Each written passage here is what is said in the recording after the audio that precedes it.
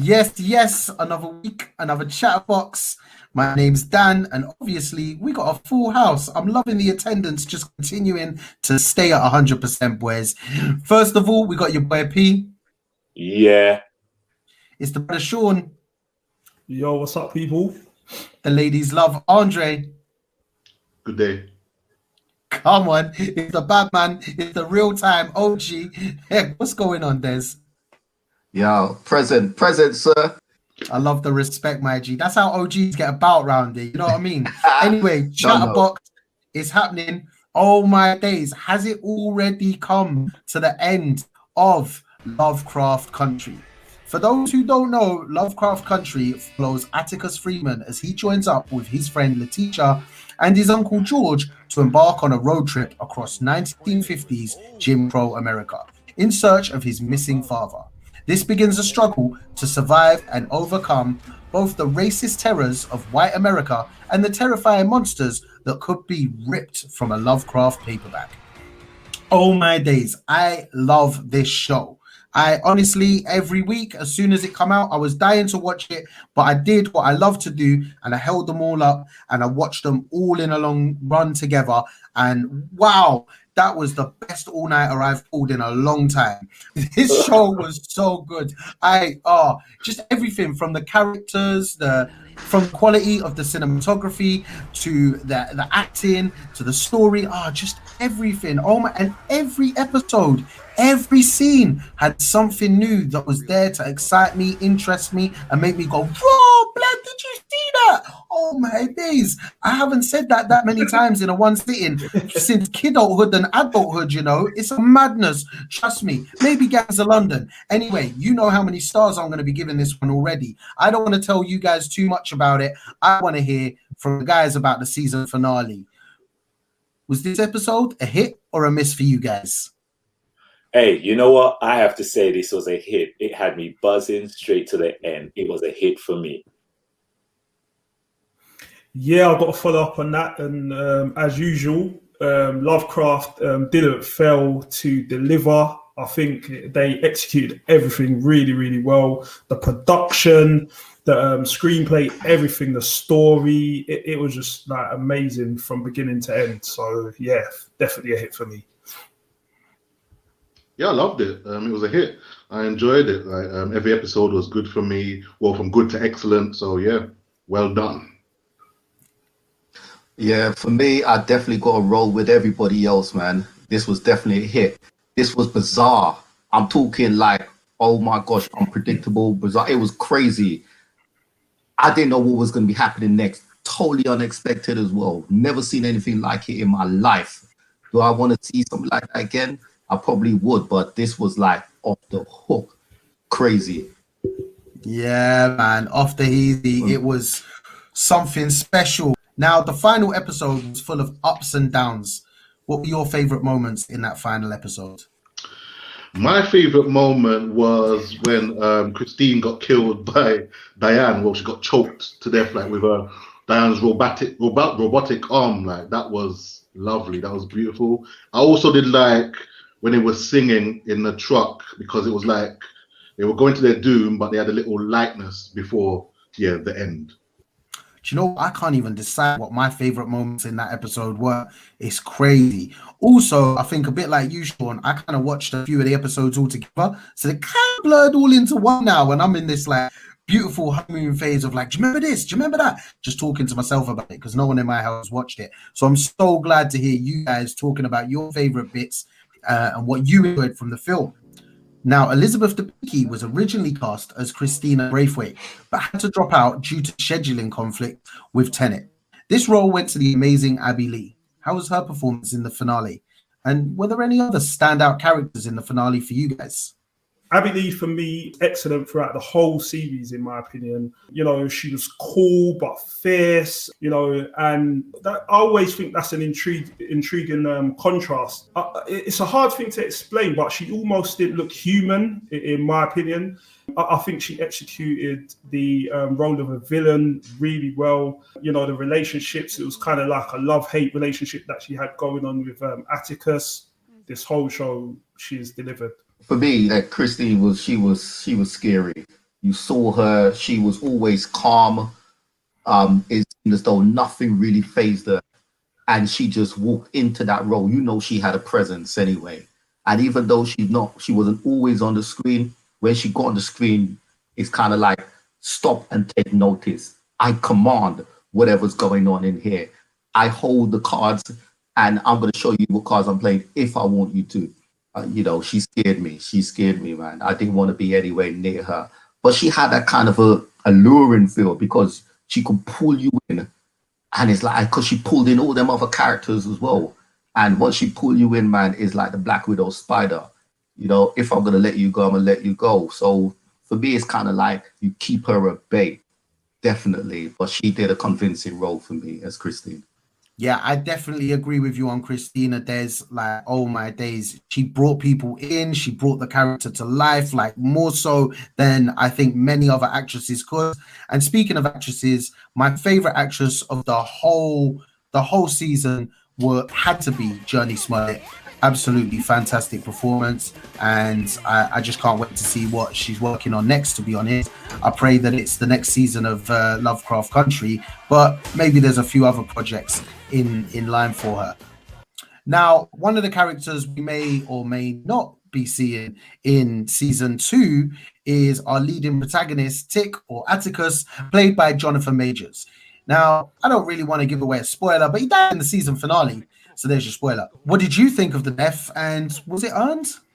I definitely think it was earned. There was always a sense of doom from the first episode with Atticus. He just seemed like a doomed character.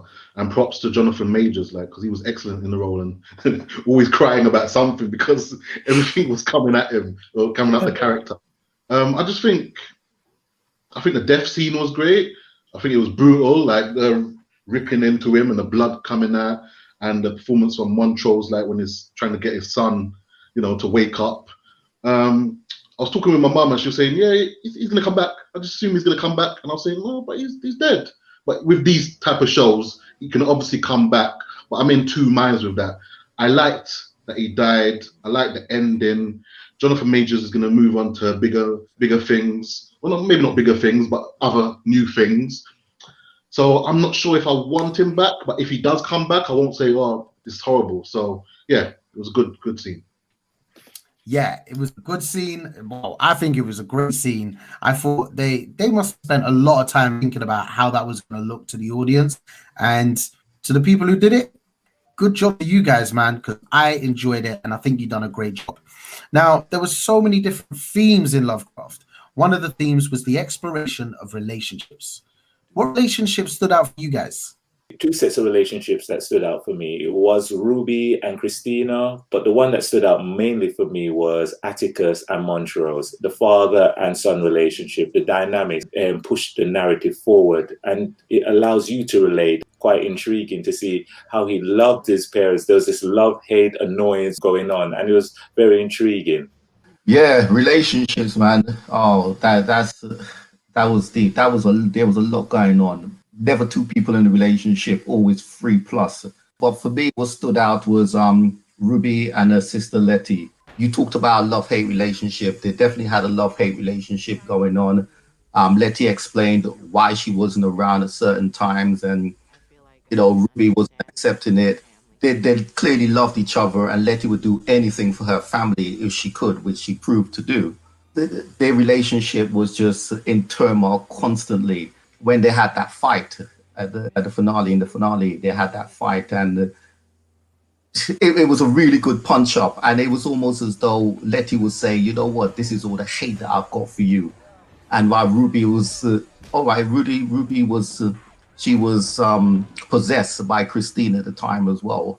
And it was all that battle of, you know what, I've got to win. I love you. I hate you. Are you my sister? Are you not my sister? What's going on? There was so much being unraveled there. I mean, the relationships was so complicated. That's really interesting. There's a few facts there, Des, that you've pulled out that many people probably don't even know.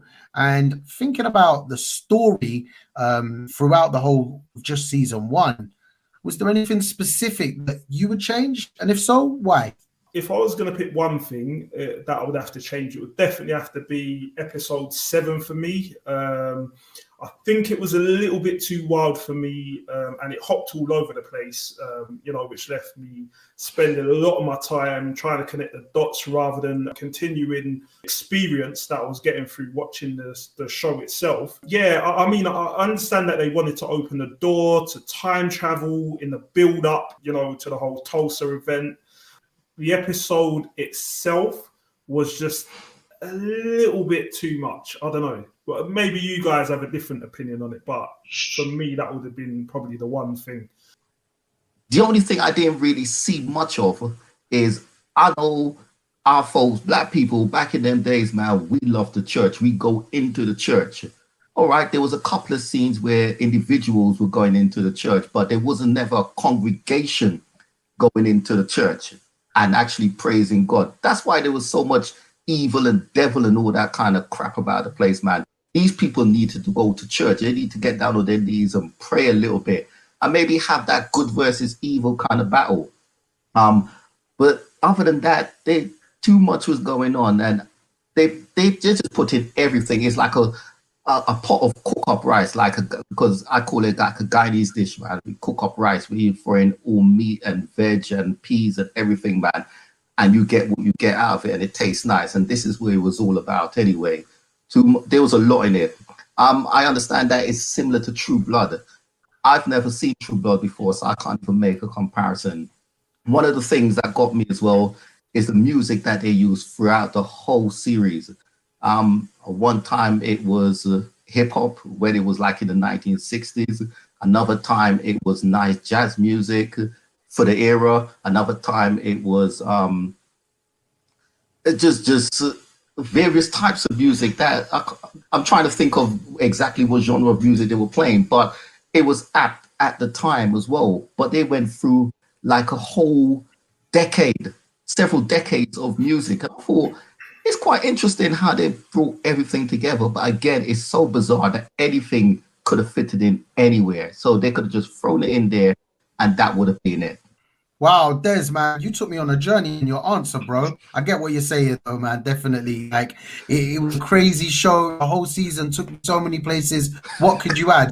What's up with this guy, man? That was a journey. He asked you what we changed different, and he went everywhere. Yeah, I hear you. There was a lot going on in that season. Like it took us everywhere. Like your answer, it took us on a journey, and there were some interesting scenes. I'm guessing the reason why you want a bit of church in there is because you want to repent from some of that. You know that scene where she's like laying down and the guy's on top, and then the thing comes out of her, and then it goes in the booty. They had a lot of things about things going in people's booties. That was a bit mad, but like, the whole thing. And then like I'm thinking to myself, I'm enjoying this. What? Like you get scared like watching this. Oh, bro, honestly, it was madness. But the series, it couldn't be confined into any particular genre. Like, you know, like I just said, it takes you on a journey. It basically was like a hybrid of loads of different genres: horror, fantasy, sci-fi, drama, romance. There was an exploration of racial issues, reference to the Tulsa Race Massacre, and even the Korean War, which aren't usually discussed in mainstream media. Was there too much cramped into this series, or did it work for you guys? I thought it worked perfectly. I saw this series as an education. It taught me so much, and it allowed me to explore so much. The only genre I don't think it covered in this was the Western, but it actually went into so many different angles, so many different pathways. I loved it. Wow. To answer your question, yes, to both of them. Yes, they did cram too much into it, but yes, I felt it worked. I just feel like this is a show where they just said, you know what, we're going to go for it. So we're just going to put everything we want to put in this first season. We don't know what's going to happen after this. Like, and just make it interesting, make it topical, make it entertaining. And it all worked for me. I loved it. Now, there were a lot of experiences in this. We've mentioned a few of them, like Andre was saying before with his answer, you know, but like, I felt like when I got to episode 5, nothing's going to surprise me in this. Surely there's not anything else they can do. There's still another 5 episodes to go. And there was a major catfishing component in that episode 5 that left me gobsmacked. What episodes stood out for you guys and why? The transformation effects in this was unreal. When Ruby was turning back into herself from the white woman that she turned into, after having sex with Christina, I thought that was mad. That was crazy. The way like all the blood and skin was falling off of her. Like I've never seen anything like it. I mean, apart from watching it in like a horror film, I just thought that was mad. And like, how did they do that? Like the effort put into this show was just like off the chart. I think that was one of the things. It had a great story as well about the different experiences of living in America, being black versus being white. I thought that was another thing that they captured in that episode.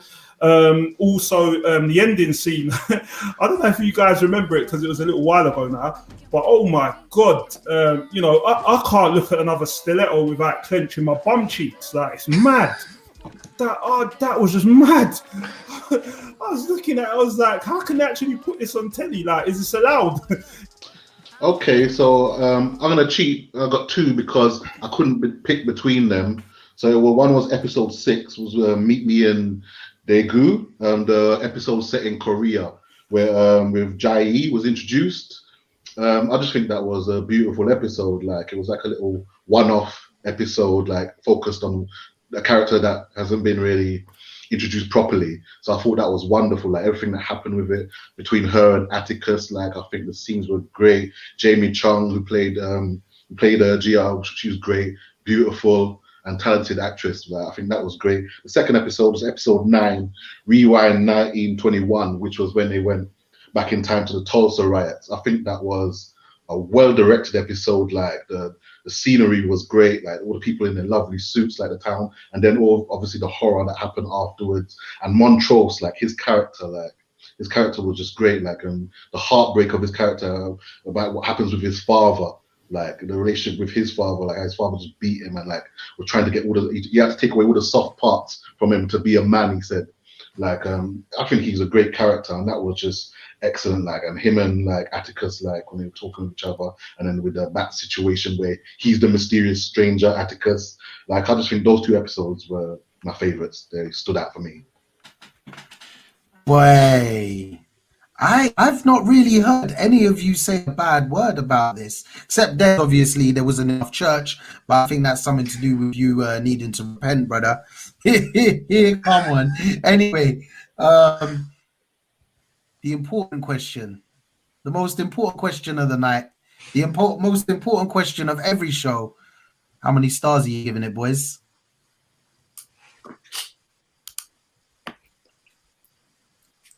Five stars. 5. You know what? I was gonna go with 4.5, but then you said, Dan, you said nobody said anything bad about it. Oh, I didn't say anything bad about it. So you know what? I'm just gonna give it 5 stars. Yeah, I would have given it 5 stars because I'm not gonna lie. I fully agree with these two that there wasn't really anything to fault, but the question was asked, and if I was gonna fault anything, it would have been that episode 7 where they went too much into the whole time and space thing for me, which didn't quite work 100%, even though it was really good. So yeah, I'll say 4.5 stars. Yeah, it has to be 5 star for me. I can't think of what else needs to be in there besides church to give it that 5. It just touches the 5 star, and that's all it needs to do. Right at the point of that particular 5, the 5th star is right there, just about touching it. You know, it could have gone into another universe if it came up with some other different stuff, man. But I don't know what different stuff it could have come up with, but it's definitely there. 5 stars for me. 5 stars all around except Sean. Yeah, I'm with you guys. Like, obviously, 5 stars. This is one of the best shows that has come to television or the internet or something that I've been able to watch this year. I don't really know where I've watched half of things. Most of it's been on my mobile. Some of it's been on tablets and screens and other places. But this is one thing I will remember that I watched a lot of. I watched back episodes. I rewound little bits. I really enjoyed this show. And as you can tell from this review, the team have reviewed it as well. Now, we really want to hear what you guys have to say. We know there's been a lot of buzz about the season finale, about what to expect next. The forums and Reddit are buzzing with people excited to see what the scriptwriters are going to do if they get that money to put on a season 2. So let us know what you're thinking. Make sure you hit us up on the socials. And before you leave YouTube, don't forget the subscribe button. And the little bell next to it means you get a notification every time we upload one of our sick videos. My name's Dan. This is Chatterbox. Obviously, we got the full team. It's your boy P. The brother Sean. Peace. The ladies love Andre. Bye, everyone. Bye. And obviously, it's the OG, the man we touch some respect on the top lip. Come on, OG Des. Yes. All right. It's real. It's real. Oh, no. Peace out, people. Oh.